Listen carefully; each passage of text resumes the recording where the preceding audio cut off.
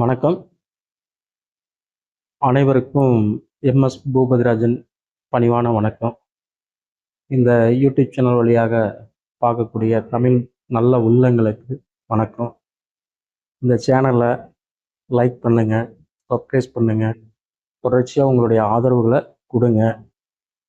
இந்த சேனல் மேலும் மேலும் வளரும். இந்த சேனல் மூலியமாக தமிழ்நாட்டில் இருக்கக்கூடிய அனைத்து ஜோதிட சார்பானவர்களும் உங்களுக்கு நல்ல நல்ல கருத்துக்களை பதிவு செய்வாங்க. இப்போ 12 ராசிகளுக்கு தாந்திரிக முறையில் கோடீஸ்வரன் ஆவது எப்படி அப்படிங்கிற ஒரு தலைப்பில் நம்ம பேசுகிறோம். மிஸ் பண்ணாமல் இந்த வீடியோவை பாருங்கள். மேசராசி அப்படின்னா அந்த மேசராசியில் உச்சமாகக்கூடிய கிரகம் சூரியன், நீச்சமாகக்கூடிய கிரகம் சனி.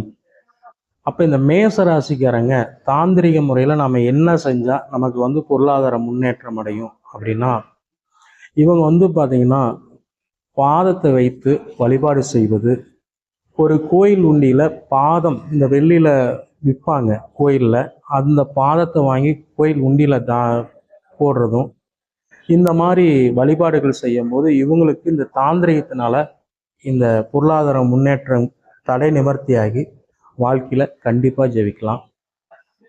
அடுத்ததான் பார்த்தீங்கன்னா ரிஷபராசி.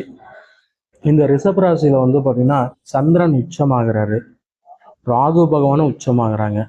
அப்போ சந்திரன்னா தாய், ராகுனா முன்னோர்கள் அப்படிங்கிறது.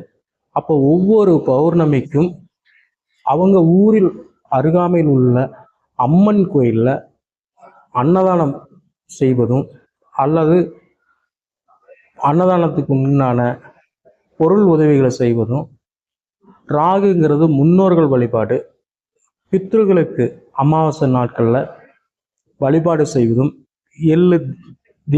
எள்ளு கொடுக்கறதும், இந்த மாதிரி செய்தால் ரிஷபராசிரியர்களுக்கு வாழ்க்கையில் நல்ல ஒரு சிறப்பான இது வரும். அடுத்து பார்த்தீங்கன்னா மிதுன ராசி. மிதுன ராசியில் பார்த்தீங்கன்னா புதன் ஆட்சியாக இருக்காரு.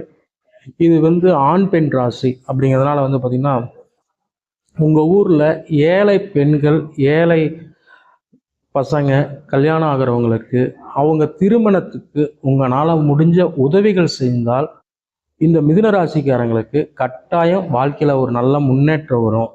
ஏன்னா அங்கே தான் ஆண் பெண் இணையக்கூடிய ராசியாக இருக்கிறதுனால இந்த மிதுன ராசிக்காரங்கள் ஏழை பெண்ணுக்கும் ஏழை ஆணுக்கும் திருமணம் நடக்கும்போது உங்களால் முடிஞ்ச பொருள் உதவியோ அல்லது பண உதவிகளோ செய்து வழிபாடு செய்யும்போது உங்களுக்கு கட்டாயம் இந்த தாந்திரிக முறையில் நல்ல ஒரு வெற்றியும் வளர்ச்சியும் கொடுக்கும்.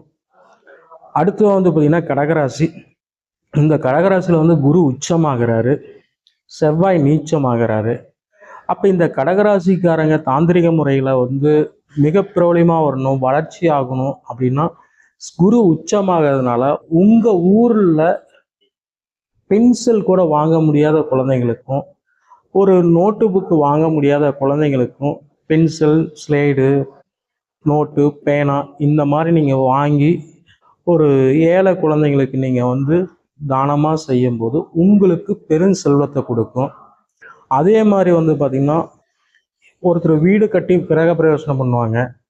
அவங்களுக்கு உங்களுடைய நினைவு சார்ந்த விஷயங்கள், ஒரு கடிகாரம் அல்லது ஒரு பொருளாக உங்களால் முடிஞ்சது ரொம்ப ஏழ்மையாக வீடு கட்டி கிரக பிரவேசனம் பண்ணுறவங்களுக்கு நீங்கள் உதவிகள் செஞ்சால் இந்த கடகராசிக்காரங்களுக்கு தாந்திரிகத்தில் நல்ல ஒரு முன்னேற்றத்தையும் நல்ல ஒரு பொருளாதார வளர்ச்சியும் கொடுக்கும். அடுத்து பார்த்தீங்கன்னா சிம்மராசி. சிம்மராசியில் பார்த்தீங்கன்னா சூரியன் ஆட்சியாகவும் சூரியன் மூலத்திரிகோணமாக இருக்கனால பார்த்தீங்கன்னா இந்த சிம்ம ராசியில் பிறந்தவங்க பார்த்தீங்கன்னா இவங்களுடைய ஜாதகத்தில் சூரியன் மறைஞ்சிருந்தாலும் சரி, இல்லை ஆட்சி உச்சம் மூலத்திரிகோண வீட்டில் இருந்தாலும் சரி, இவங்க தாந்திரிக முறையில் என்ன செய்யணும் அப்படின்னு பார்த்தீங்கன்னா இவங்க கடிகாரங்கள் பயன்படுத்துறதும், கடிகாரத்தை ஃப்ரெஷ்ஷாக வச்சிருக்கிறதும், கடிகாரங்கள் தானமாக கொடுக்கறதும் இவங்களுக்கு நல்ல ஒரு சிறப்பு. ஏன்னா சூரியன்னா கடிகாரம், சூரியன்னா கண்ணாடி. அதே மாதிரி பார்த்தீங்கன்னா இந்த சிம்ம ராசிக்காரங்கள் பிரபலமாகனா இவங்களை உயர்த்திப்படுத்தி பேசிக்கணும். சூரியன்னா வெளிச்ச கிரகம். அப்போ சூரியன்னா நம்ம உயர்ந்த ஸ்தானத்தில் இருக்கணும், இவங்களை அறிமுகப்படுத்திக்கணும், இவங்களுடைய ஃபோட்டோவை நல்லா பப்ளிசிட்டி பண்ணணும். அடுத்து கன்னிராசி. கன்னிராசி பார்த்தீங்கன்னா காலபுருஷனுக்கு 6வது ராசி. இவங்க தாந்திரிக முறையில் தன்னுடைய வளர்ச்சியை நல்ல ஒரு முன்னேற்றத்தை கொண்டு வரணும்னா இவங்க பார்த்தீங்கன்னா கடுமையாக உழைக்கிறவங்களுக்கு இவங்க சர்வீஸ் பண்ணணும். ரெண்டாவது வந்து பார்த்தீங்கன்னா கடுமையாக இவங்க உழைக்கிறவங்களுக்கு ஏதாச்சும் பொருள், நோட்டு, பேனா, பண உதவிகள் இந்த மாதிரி அவங்களுடைய பொருளாதாரத்தில் முன்னேற்றத்துக்கு உண்டான அத்தியாவசிய பொருட்கள் வாங்கி தருவது எல்லாமே செய்யலாம். ரெண்டாவது வந்து பார்த்தீங்கன்னா இப்போ நம்ம தம்பியே வந்திருக்காரு யூடியூப் சேனலில் இது பண்ணி, அண்ணா எனக்கு ஒரு சப்போர்ட் பண்ணுங்க அப்படின்னா இந்த சேனலை நம்ம ப்ரொமோட் பண்ணி இவங்களுக்கு நம்ம வளர்த்தி விடணும். இவங்க நாளைக்கு நமக்கு பின்னால் எதிர்பார்ப்பாங்க. அப்போ இந்த கன்னிராசிக்காரங்க யார் ஒரு உதவிகள் வந்து கேட்டாலும் தாராளமாக இவங்க வந்து செய்யலாம். பொருள் உதவி செஞ்சாலும் சரி, மற்ற உதவிகள் செஞ்சாலும் இவங்களுடைய வளர்ச்சி கட்டாயம் இறைவன் கொடுப்பாரு. அப்போ வந்து யாரு தன்னை தேடி வந்தாலும் இவங்க வந்து வளர்த்தி விட்டாங்கன்னா இவங்க அடுத்தவங்களுக்கு வளர்ச்சியா இருப்பாங்க.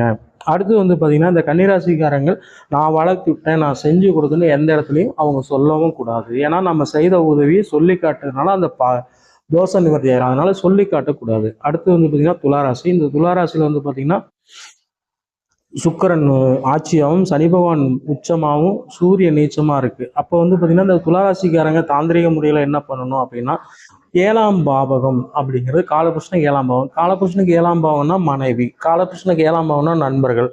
உங்க மனைவிக்கு நீங்க வந்து பொருள் வாங்கி கொடுக்கலாம், சேலை வாங்கி கொடுக்கலாம், ட்ரெஸ் எடுத்து கொடுக்கலாம். இதெல்லாம் நீங்க செஞ்சு அவங்ககிட்ட இது பண்ணும்போது உங்களுக்கு வாழ்க்கையில முன்னேறும். உங்க மனைவி துணி கடைக்கு கூப்பிட்டு போகலாம். அடுத்து வந்து பார்த்தீங்கன்னா அது உங்களுக்கு ஒத்து வந்ததுன்னா செய்யுங்க. அப்படி இல்லைன்னா உங்களுடைய நண்பர்களுக்கு ஏழ்மையா இருப்பாங்க, வசதி வாய்ப்பு இல்லாமல் இருப்பாங்க, அவங்களுக்கு ஒரு ஃபேன் செட் எடுத்து கொடுக்கறது, இல்லை ஒரு பெண்ணுக்கு பக்கத்துல உங்களுக்கு பெண் சிநேகிதியா நண்பர்களா இருப்பாங்க, அவங்களுக்கு ஒரு துணிமணி வாங்கி கொடுத்தீங்கன்னா துணி கடைக்கு கூப்பிட்டு போனாலும் உங்களுக்கு வந்து இது வெற்றியை கொடுக்கும். அடுத்ததான் வந்து பார்த்தீங்கன்னா விருச்சிக ராசி. விருச்சிக ராசிக்கு நம்ம தாந்திரிக முறையில் நம்ம என்ன சொல்றோம்னா, 8ஆம் இடங்கிறது மறைவு ஸ்தானம். அப்போ மறைவு ஸ்தானம்னா நம்ம என்ன பண்றோம்னா கழிவறைகள். இப்போ நம்ம ஒரு கோயிலுக்கு போகிறோம், இல்லை ஒரு ஏதாச்சும் வெளியூர்களுக்கு போகிறோம், அங்கே கழிவறை சுத்தம் பண்ணுவாங்க. அவங்களுக்கு ஒரு 5 ரூபா 10 ரூபா கொடுக்கறது, அவங்களுக்கு ஒரு சாப்பாடு வாங்கி தர்றது, அவங்களுக்கு ஒரு உணவுகள் இது பண்ணுறது. அதே மாதிரி இந்த விருச்சிக ராசிக்காரங்க கழிவறை போனால் சரியாக சுத்தப்படுத்திட்டு இவங்களே வந்தாலும் இவங்களுக்கு இந்த தாந்திரிக முறையில் நல்ல வசதி மேன்மைகளை கொடுக்கும். சரிங்களா? அடுத்து வந்து பார்த்தீங்கன்னா 9வது ராசி தனுசு ராசி. தனுசு ராசிக்கு தாந்திரிக முறையில் நம்ம என்ன சொல்ல வரோம்னா, 9ஆம் இடம் பாக்கியம், 9ஆம் இடம் கௌரவம், 9ஆம் இடம் புகழ், அந்தஸ்து எல்லாமே சொல்லுவோம். ஆனால் 9ஆம் இடங்கிறது பேங்க்குங்கிறது ஒன்று இருக்கு, 9ஆம் இடங்கிறது கோயில் கும்பாபிஷேகங்கள் இருக்கு.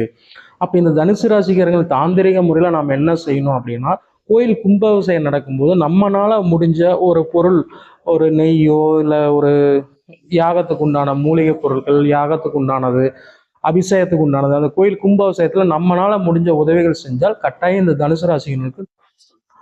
அதே மாதிரி வந்து பார்த்தீங்கன்னா இந்த தனுசு ராசிக்காரங்க வந்து பேங்க்ல வேலை செய்வாங்க, ஆனால் எளிமையா இருப்பாங்க.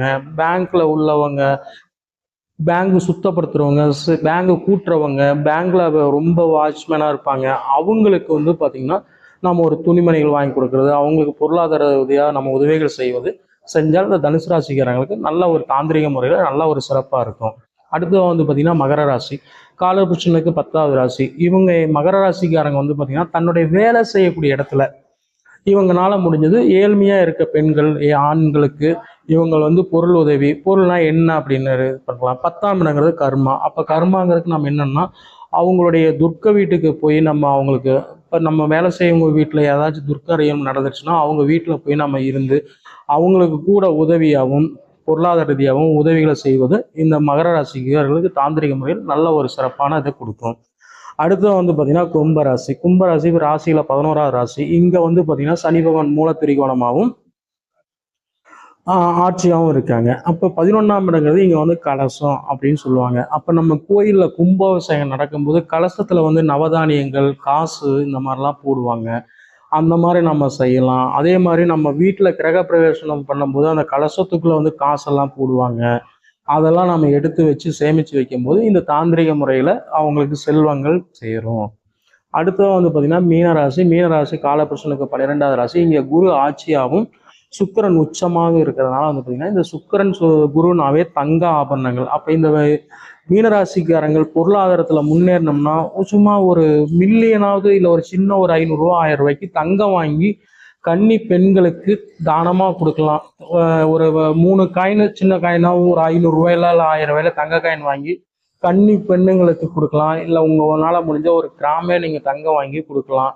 இந்த மாதிரி நீங்கள் கன்னி பெண்களுக்கு செய்யும்போது, கன்னிமார்களை வழிபாடு செய்யும்போது இந்த இது வந்து உங்களுக்கு நல்ல ஒரு தாந்திரிக முறையில் வளர்ச்சி கொடுக்கும். இந்த சேனலை தொடர்ச்சியாக பாருங்கள், சப்ஸ்கிரைப் பண்ணுங்கள், உங்களுடைய ஆதரவுகளை கொடுங்க. மீண்டும் நல்லதொரு நிகழ்ச்சியில் சந்திப்போம். வாழ்க வளமுடன். நன்றி.